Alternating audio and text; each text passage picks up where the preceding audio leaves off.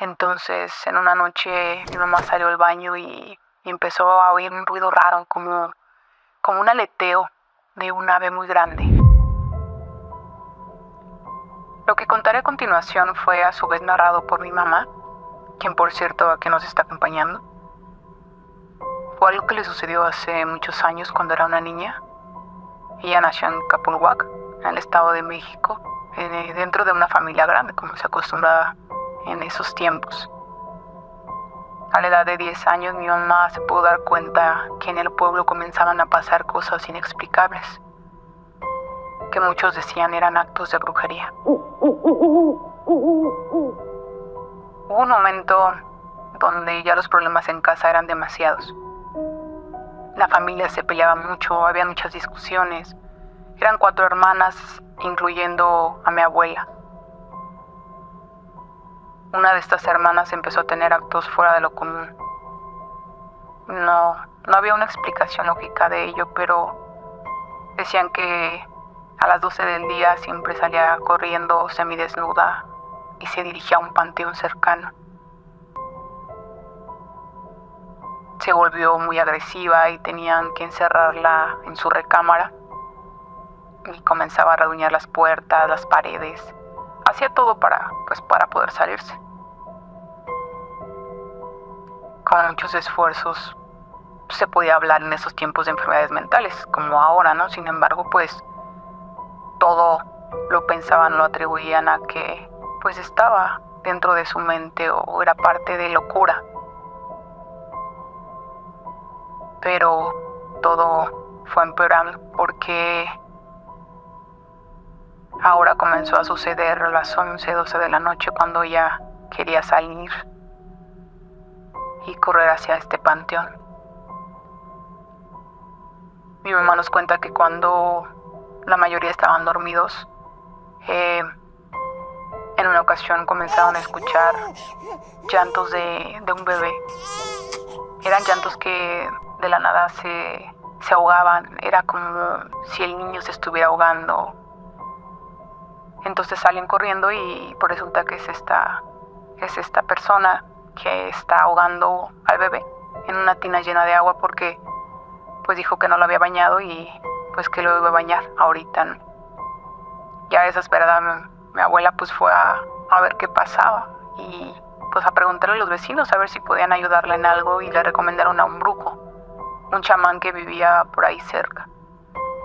Y el señor les preguntaba que cuál era el comportamiento de esta mujer, que fijaran los horarios, donde presentaba estos brotes de locura, quién o quiénes la visitaban, que tenían que estarla vigilando, mínimo por una semana, más o menos, para ver qué estaba sucediendo. Que porque seguramente alguien la estaba vigilando. Y así montaron guardia y la tía dormía en el petate. Y en una de las noches, un martes por cierto, se percataron que entraba un gato negro de tamaño normal, justo en un orificio que se hacía en una puerta, que entraba cuando la tía estaba dormida y que merodeaba por el cuarto, olía todo, y ya cuando estaba cerca de la tía se acurrucaba donde estaba ella y se paraba y le orinaba la cara. De ahí se salía y se volvió a perder en la noche. Así pasaron todas esas noches y el gato regresaba y hacía exactamente lo mismo. Merodeaba en el cuarto, se acurrucaba con la tía y al irse antes le orinaba la cara.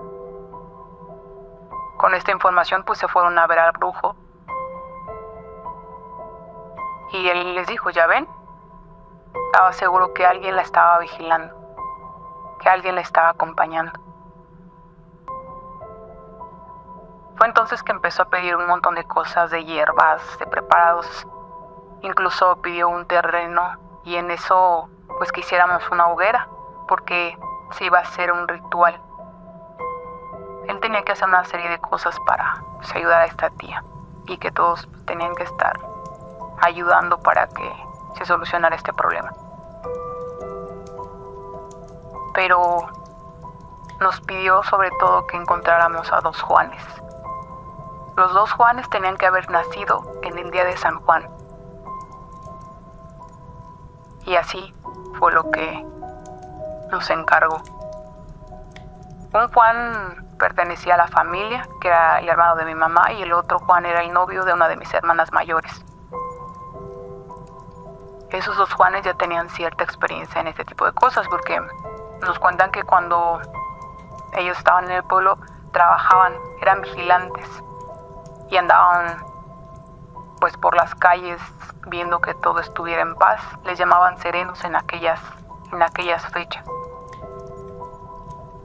Y a ellos no les extraña porque nos cuentan que también han tenido varios tipos de experiencias de estas, que han encontrado varias brujas, que han escuchado a la Llorona en las noches.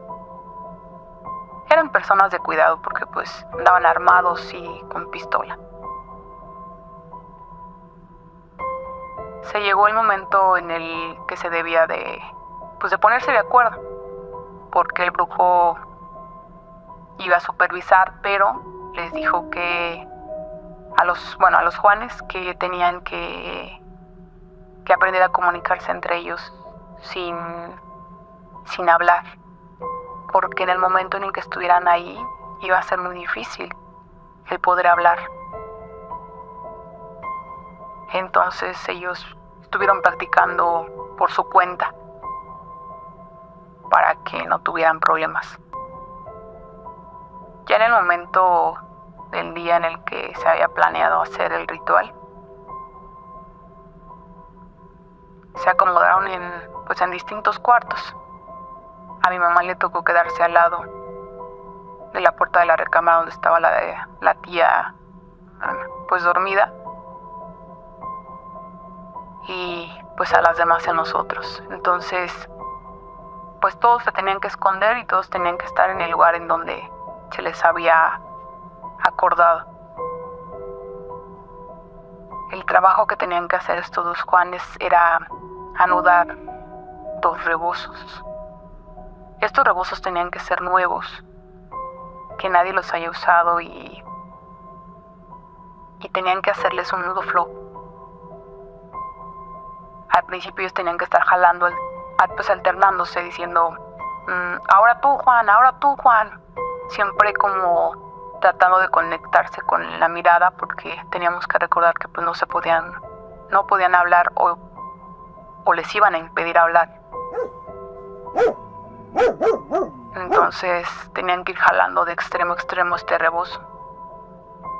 No sabían de qué se trataba, pero el brujo les dijo que en ese momento, en cuanto llegara ese momento, ellos sabrían de qué estaba hablando. Previo a esto, mi mamá nos platicó también que algo raro había sucedido una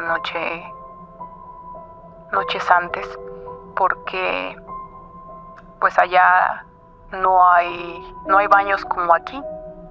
Allá se usaban las fosas sépticas y generalmente estaban hasta atrás de los terrenos.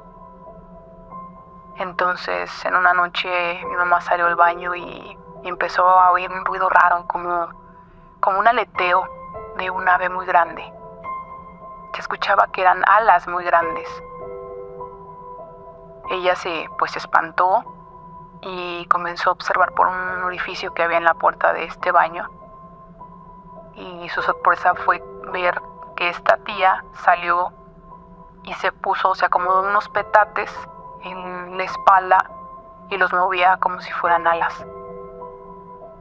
Pero eso no fue lo más inquietante, sino que esta tía se arrancó el cabello y todo ese cabello se lo enredó en las rodillas y se las separó. Sin embargo, por el miedo, ella salió corriendo y no dijo nada, por miedo a que pasaran cosas peores o que nadie le creyera. Pues ya en el ritual de los 2 Juanes estaban escondidos. De repente ven entrar al gato, al gatito negro, pero ellos ya habían colocado los rebozos y los machetes en forma de que los pudieran agarrar luego.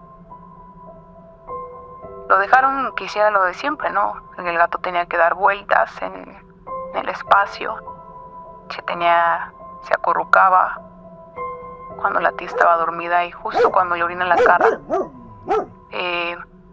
cerraron la puerta, las ventanas, todo, encendieron las luces. ¿Y cuál fue su sorpresa? Cuando encienden las luces, este gato ya no era un gato normal, era un gato enorme. Tenía el tamaño de un perro y comenzó a brincar por todos lados y tenía una velocidad increíble. O sea, nadie podía creer lo que estaba pasando. Ellos trataron como de accionar las pistolas, pero las mismas pistolas se encasquillaron, se trabaron demasiado, se estancan las balas, y la pistola no funciona. Entonces empezaron a sacar los machetes, pero con la velocidad que tenía el animal, pues nunca le pudieron dar. Entonces, ¿se acuerdan? Los rebozos, ¿no? Ahí tenían que estar jalando y resulta que atraparon hacia el gato. O sea, jalaba uno y jalaba el otro, pero ya era así como, o sea, ya sabían qué tenían que hacer y comprendieron inmediatamente el por qué no podían hablarlo, porque ellos mismos decían que en ese momento no les salía la voz, que nada más se miraban y con la mirada decían, ahora tú, ahora yo, ahora tú, ahora yo, y jalaban, hasta que pudieron hacer ese nudo pues fuerte y el animal se quedó ahí pues estático y tirado.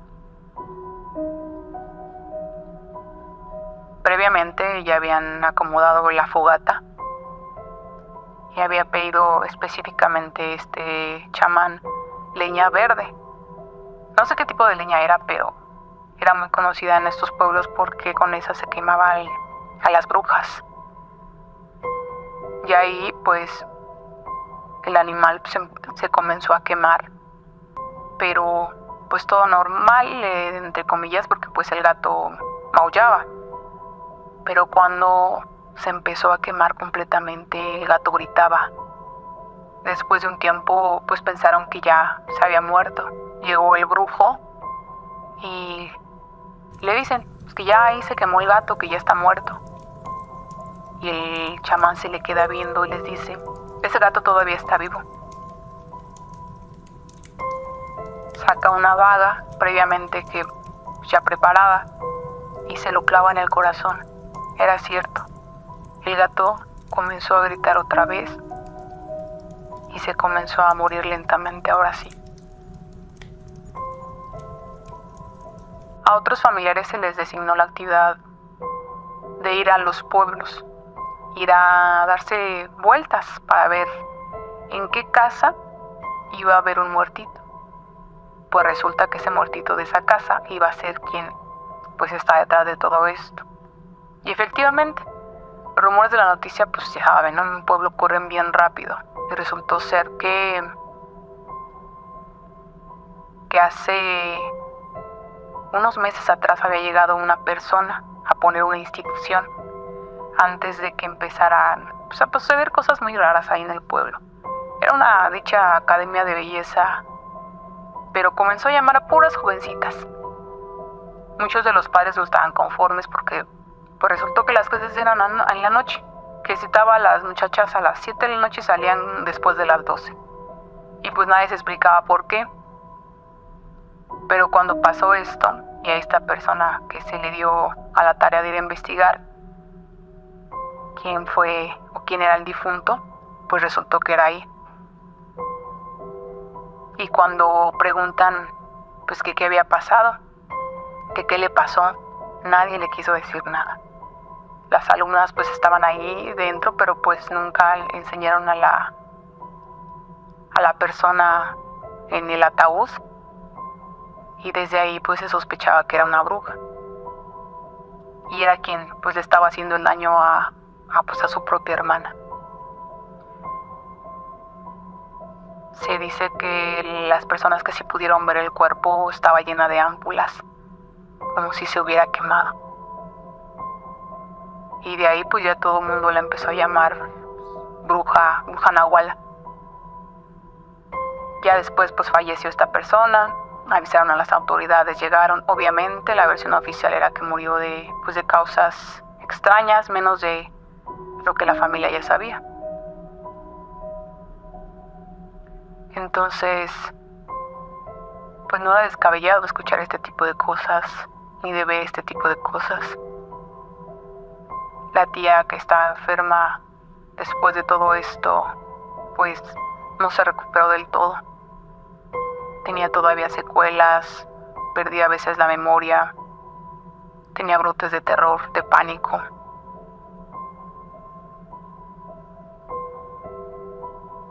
Esta persona cerró su escuela y pues eso se acabó con el tiempo. Es algo que se sigue contando en mi familia y que nos sigue dando mucho miedo, porque estamos seguros que eso sigue pasando.